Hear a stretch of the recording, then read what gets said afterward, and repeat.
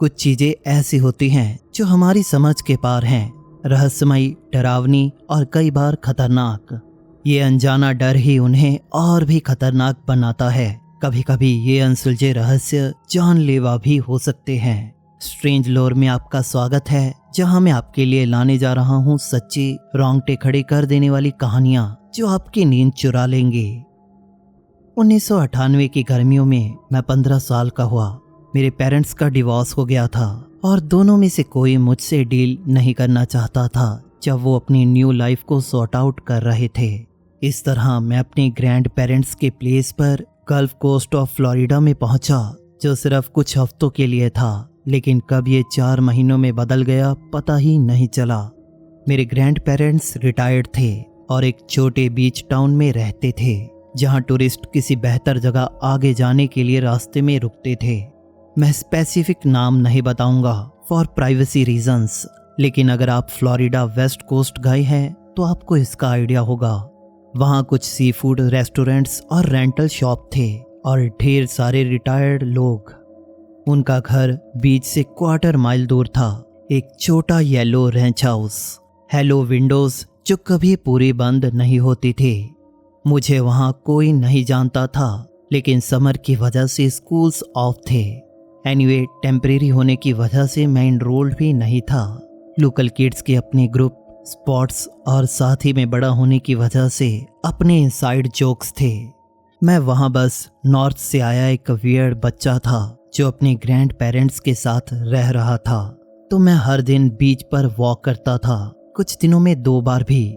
आमतौर पर early morning में जब सूरज की रोशनी तेज नहीं होती थी, या इवनिंग में जब ये ठंडा हो जाता था। बस वॉक करता था, शेल फेंकता था, सोचता कि सब कुछ कितने बुरे तरीके से बिखर गया। मेरे ग्रैंड पेरेंट्स ने बेस्ट कोशिश की, गॉड ब्लेस देयर सोल्स। उन्होंने मुझे बाइक खरीद कर दी और समर बास्केटबॉल लीग में पार्टिसिपेट करने का सुझाव दिया, लेकिन मुझे इसमें कोई इंटरेस्ट नहीं था। पिच आसान था, बीच पर मुझे किसी से बात करनी नहीं पड़ती थी सिवाय मेरे खुद के। जिस रात ये हुआ वो लेट जुलाई की एक रात थी। मैंने अपनी मॉम के साथ फ़ोन पर बात की थी। उन्होंने बताया कि उन्होंने और डैड ने डाइवोर्स को फाइनल करने का डिसाइड किया है। उनके दोबारा इकट्ठे होने का कोई चांस नहीं बचा। उन्होंने इसे डेंटिस्ट अपॉइंटमेंट की तरह बताया। सो बेसिक और matter of fact done deal. मुझे पता था ये होने वाला था, लेकिन अपनी मॉम से ऐसा सुनना बहुत अलग लगा। मैं अपने रूम में गया, spare room with a day bed और मेरे ग्रैंडफादर की ओल्ड गोल्फ ट्रॉफीज, और मैं रोया। कम नहीं, ज़्यादा भी नहीं, लेकिन शांत आंसू मेरी आंखों से बहे, मेरे सीने में दर्द करते हुए। आधी रात के आसपास मैं उस रूम में और नहीं रह सका। घर पूरी तरह शांत था, सिवाय मेरे ग्रैंडफादर के खर्राटों के। मैंने किचन के एक ड्रॉअर से फ्लैशलाइट निकाली, लेकिन ऑन नहीं की। मैं स्लाइडिंग डोर से बाहर निकला, फिर बैकयार्ड में गया। चांद उस रात फुल था या उसके करीब था। बीच पर पहुंचने के बाद मुझे फ्लैशलाइट की जरूरत नहीं थी। चांद की रोशनी में रेत ऑलमोस्ट वाइट चमक रही थी और छोटी वेव्स शोर पर आ रही थी। मैं हमेशा की तरह नॉर्थ की ओर चला, फिशिंग पियर और देर तक खुले रहने वाले कुछ बार से दूर। उस दिशा में सिर्फ रेत, सीग्रास और कुछ बीच हाउस थे जो रात के लिए काफी डार्क थे। बीच थोड़ी कर्व थी और करीब 10 मिनट बाद मुझे बिल्डिंग्स की लाइट दिखाई देनी बंद हो गई, सिर्फ मून, पानी और रेत। मैं सोच रहा था कि अब मेरे साथ आगे क्या होगा, मॉम के न्यू अपार्टमेंट ओहायो में या डैड की जॉर्जिया प्लेस में। उस पल मुझे लगा कि दोनों में से कोई मुझे नहीं चाहता। मैं भी उनके लिए एक और चीज़ थी जिसे फिगर आउट करना था कि इसके साथ क्या किया जाए। मैं चलता रुक गया और पानी की ओर देखने लगा, अपने आप के बारे में बुरा फील करते हुए। फिर पानी से एक साउंड आई, मुझसे करीब 30 यार्ड दूर। ये स्प्लैश जैसी नहीं थी, जैसे कि कोई चीज़ पानी से बाहर आई थी। मैंने साउंड के डायरेक्शन की ओर देखा। पानी पर पड़ रही चांद की रोशनी ने पानी की शेप्स और मूवमेंट को ईजिली देखने दे रही थी। पहले मुझे लगा शायद कोई डॉल्फिन हो। हम अक्सर उन्हें अर्ली मॉर्निंग में देखते थे। उनके फिन्स पानी को कट करते थे, लेकिन ये डॉल्फिन की तरह मूव नहीं कर रहा था, पानी में कुछ खड़ा था। गल्फ बहुत दूर तक शैलो था, किनारे से 30 यार्ड दूर तक और 5 फीट तक गहरा था, लेकिन ये उसके अकॉर्डिंग काफी लंबा था। किसी आदमी की परछाई के अपर बॉडी जैसा था, लेकिन उससे काफी ज्यादा खिंचा हुआ। उसका टॉर्सो काफी लंबा था, जैसे नॉर्मल ह्यूमन शेप को रबर की तरह खींच दिया हो। ये पानी में करीब 7 फीट ऊपर उठा था। पानी के करंट के साथ हल्के हल्के हिल रहा था। मैं पूरी तरह से एक जगह पर खड़ा होकर इसे समझने की कोशिश कर रहा था। ये शायद कोई पोल या मार्कर था जो मैंने पहले कभी नोटिस नहीं किया, या शायद कोई इडियट स्लिट्स पर खड़ा था सिर्फ लोगों को डराने के लिए। लेकिन ये पोल की तरह रिजिड नहीं था, इसमें फ्लूइडिटी थी, हल्की मूवमेंट जो सिर्फ लहरों से नहीं थी। इसका जो सर था, यह सर जैसा कुछ राउंड शेप का था जो मेरी ही डायरेक्शन में देख रहा था। हम वहां खड़े थे, मैं बीच पर, वो पानी में, परफेक्टली स्टिल। पानी की वेव्स रेत पर स्लैपिंग साउंड बना रही थी। पीछे सी ग्रास में इंसेक्ट की आवाजें आ रही थी। ये नॉर्मल नाइट साउंड थे, लेकिन इनके साथ जिसे मैं देख रहा था वो कुछ काफी और था। मुझे नहीं पता मैं कितनी देर ऐसे रहा, मे बी 30 सेकेंड या 2 मिनट्स। टाइम तब अजीब तरह से गुजरता है जब आप डरे हों, और मैं डरा था। हालांकि उसने ऐसा कुछ नहीं किया था जिससे मुझे किसी तरह का खतरा या थ्रेट महसूस हो, लेकिन उससे महसूस हुई फीलिंग शायद मेरे डर का कारण थी। जिस तरह से वो टू टॉल, टू स्टिल और क्लियरली मेरे पे फोकस्ड था, इवन दो मैं डार्क परछाई में कोई फीचर नहीं देख सका। फिर मुझे चिल्स महसूस हुए, टेम्परेचर से नहीं, ये मेरे अंदर से उठे चिल्स थे। मेरे दिमाग के फाइनली प्रोसेस करने का कि ये जो भी था वो मुझे ही देख रहा था। मे बी हर नाइट जब मैं बीच पर वॉक करता था, ये पानी में होता था, मुझसे इतना दूर कि मैंने इसे कभी नोटिस नहीं किया। मेरे दिमाग ने मुझे वहां से जाने को कहा तो मैं मुड़ा और उसी रास्ते पे वापस चला जहां से मैं आया था। मैं भागा नहीं, मेरे अंदर से किसी चीज ने कहा कि इससे भागना नहीं चाहिए। मैं नॉर्मल पेस से चला, या एटलीस्ट मैंने ऐसा ट्राई किया। मेरी लेग्स फास्टर मूव करना चाहती थी, लेकिन मैंने अपनी चाल स्टेडी रखने की कोशिश की। मैं शायद 50 फीट चला था जब पीछे मुड़कर उसे देखने का विचार मेरे दिमाग पर हावी होने लगा। मेरी हर इंस्टिंक्ट चीख रही थी कि चेक करूं कि वो फॉलो कर रहा है, पानी से बाहर आ रहा है मेरे पीछे, लेकिन मैंने नहीं देखा। डोंट आस्क मी हाउ, लेकिन मुझे पता था कि पीछे देखना मिस्टेक होगी। ग्रैंड पेरेंट्स के घर तक का वॉक किसी पनिशमेंट के जैसे लगा। पीछे हर साउंड फुटस्टेप हो सकता था, हर शैडो वो स्ट्रेच्ड आउट ऑफ शेप हो सकती थी जो मेरी ओर आ रही हो, लेकिन मैंने पीछे नहीं देखा, एक बार भी नहीं। जब मैं फाइनली उनके बैकयार्ड में पहुंचा, मैं उनके घर में गया। मैंने कुछ समय के लिए वॉक्स बंद कर दिए। मेरी ग्रैंड मदर ने नोटिस किया। उन्होंने पूछा कि मैंने वॉक्स क्यों बंद किए। मैंने कहा कि मैं रीडिंग में इंटरेस्ट ले रहा हूँ। वो थ्रिल्ड थी, मुझे हफ्ते में 2 बार लाइब्रेरी ले गईं। इससे ऑनेस्टली हेल्प मिली। कुछ हफ्ते बाद मैंने ग्रैंड पेरेंट्स को लोकल न्यूज़ की बात करते हुए सुना। एक टूरिस्ट गुजर गया था जिसे आखिरी बार रात को स्विम करते हुए देखा गया था। मेरे बीच से कुछ मील दूर उसके कपड़े रेत पर मिले। सबने सोचा ये रिप्टाइड था, समर्स में ऐसा होता है मे बी, लेकिन रिप्टाइड्स पानी से 7 फीट ऊपर खड़े नहीं होते और बीच पर टीनेजर्स को नहीं देखते। अगर आप सोच रहे हैं कि मेरा क्या हुआ, मैं जॉर्जिया में अपने डैड के साथ रहने लगा। मैं फ्लोरिडा में ग्रैंड पेरेंट्स की प्लेस वापस नहीं गया और वो कुछ सालों बाद दोनों ही 6 महीनों में गुजर गए। उनकी डेथ इस स्टोरी से रिलेटेड नहीं थी। मेरी मॉम ने उनका घर बेच दिया। कभी कभी मैं गूगल अर्थ पर उस बीच को देखता हूँ, नॉर्थ की ओर, जहाँ मैं उस रात खड़ा था। सैटेलाइट फोटोज में सब नॉर्मल लगता है, रेत, पानी और नथिंग एल्स जो आप एक्सपेक्ट करें। अब मैं कोलोराडो में रहता हूँ, ओशियन से जितना दूर हो सके उतना दूर। लोग पूछते हैं कि मुझे बीच वेकेशंस क्यों पसंद नहीं, और मैं कहता हूँ कि मैं बीच पर्सन नहीं हूँ। वो हंसते हैं और कहते हैं कि everyone loves the beach. Well, not everyone.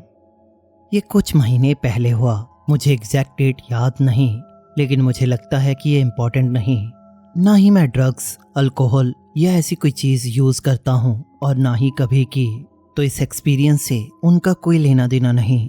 ये एक देर रात की घटना है, टाइम शायद आधी रात के आसपास का होगा या उसके बाद का।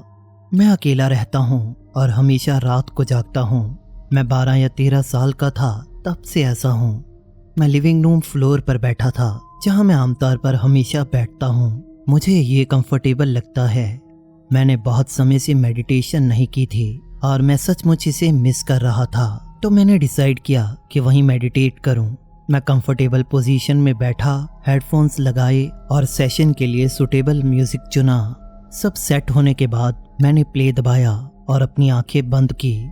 करीब 20 मिनट बाद, जो मेरे लिए नॉर्मल और फाइन लेंथ है, मैं फ्लोर पर पीठ के बल लेट गया और सिर्फ सांसें लेने लगा, साइलेंस और काम मोमेंट को एंजॉय करते हुए। अब मुझे अपार्टमेंट का लेआउट थोड़ा एक्सप्लेन करना चाहिए। फ्रंट डोर से एक स्ट्रेट और शॉर्ट कॉरिडोर है जो लिविंग रूम से होकर बैक डोर तक जाता है। ये एक छोटी स्पेस है। अपार्टमेंट भी बहुत छोटा है। आप फ्रंट डोर से बैक डोर तक आराम से देख सकते हैं। कॉरिडोर के बीच में जब आप लिविंग रूम में खड़े होते हैं तो वहाँ 2 डोर्स हैं, लेफ्ट पर बाथरूम डोर और राइट पर थोड़ा खुला बेडरूम डोर। जब मैं लिविंग रूम फ्लोर पर बैक के बल लेटा था, मेरे हेडफोन कॉरिडोर की तरफ थे। मैं सीलिंग की तरफ देख रहा था जब अचानक मुझे फील हुआ कि मुझे अपना हेड लेफ्ट की ओर फ्रंट डोर की तरफ करना चाहिए। मैंने ऐसा ही किया और इंस्टेंटली मैंने एक डार्क फिगरलेस हेड को बेडरूम से धीरे धीरे बाहर निकलते देखा और वो लंबा था। उसका सर डोर फ्रेम से ऊपर हिस्से के पास था और ये फिगर क्लियरली नीचे बेंड हो रही थी ताकि उसका सर ना टकराए। उसकी कोई आईज, आई होल्स, नोज, माउथ, ईयर्स या हेयर नहीं थे। रेगुलर फेस शेप बिल्कुल नहीं। Very typical shadow person. मैंने पहले भी उन्हें अपनी लाइफ में अलग अलग टाइम्स और जगहों पर देखा है। मुझे पता था कि वो मुझे देख रहा था। उसका हेड थोड़ा टिल्टेड था, जैसे कि उसे नोटिस हुआ मैं उसे देख रहा हूँ। वो बहुत तेजी से बेडरूम की डार्कनेस में वापस चला गया। उसने डोर फ्रेम या डोर को हिट नहीं किया। वो परफेक्टली साउंडलेस था। मुझे इससे थोड़ा हंसी भी आई, ये सोचते हुए और थोड़ा बैड फील करते हुए कि मैंने उस चीज को डरा दिया। जब वो मुझसे डर जाते हैं तो मुझे हमेशा अच्छा फील नहीं होता, क्योंकि मैं ऐसा इंसान नहीं हूँ जिससे उन्हें डरने की जरूरत हो। जैसे मैंने पहले कहा, ये मेरा पहला शैडो पर्सन इनकाउंटर नहीं था और होपफुली आखिरी भी नहीं। मैं उनसे कभी डरा नहीं, यहाँ तक कि बचपन के समय भी नहीं, जब मुझे नहीं पता था कि वो क्या हैं। मैंने पहला शैडो पर्सन 25 साल पहले देखा था और उनमें से किसी ने मुझे कभी हार्म या डराने की कोशिश नहीं की। यहाँ तक कि एक ओकेशन पर भी, जब एक मेरे फेस के बिल्कुल सामने आकर मुझे घूरने लगा, जब मैं प्रिटेंड कर रहा था कि मैं सोया हूँ।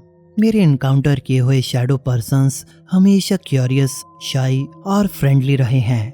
वो शाई बच्चों की तरह थे। ये मेरे डैड की स्टोरी है।